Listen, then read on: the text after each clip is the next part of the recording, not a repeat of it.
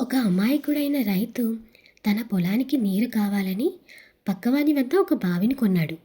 నీటి కోసం బావి దగ్గరికి వెళ్తే అమ్మినవాడు, "నువ్వు బావి మాత్రమే కొన్నావు, బావిలోని నీళ్లను కాదు, నీళ్లు ముట్టుకోవడానికి వీల్లేదు" అని అడ్డుకున్నాడు. నిరాశతో ఉన్న రైతు ఏం చేయాలో తోచక శ్రీకృష్ణదేవరాయల ఆస్థానంలోని మంత్రి తెనాలి రామకృష్ణుని దగ్గరికి వెళ్ళాడు. అంతా విని రామకృష్ణుడు ఆ బావిని అమ్మిన వాడిని పిలిచాడు. నీళ్లు తీసుకోవడానికి ఎందుకు ఒప్పుకోవట్లేదని ప్రశ్నించాడు. మోసగాడైన వాడు, "నేను బావినే అమ్మాను, కానీ అందులో నీటిని కాదు" అని జవాబు చెప్పాడు. తెలివైన రామకృష్ణుడు, "అంతా బానే ఉంది, నీ నీరు వాడి బావిలో ఎందుకు దాచుకున్నావు? త్వరగా నీరు తీసి ఖాళీ చేసి వాడి బావి వాడికిచ్చేసాయి" అని ఆజ్ఞాపించాడు. తాను ఎంతో గొప్పగా ఉపాయం వేస్తే అది మొదటికే మోసం వచ్చింది అని గ్రహించాడు బావి అమ్మినవాడు. వాడు బుద్ధి తెచ్చుకుని క్షమాపణ చెప్పి వెళ్ళిపోయాడు. మోసం చేయటమే కాదు, మోసం చేయాలన్న ఆలోచన కూడా మంచిది కాదు.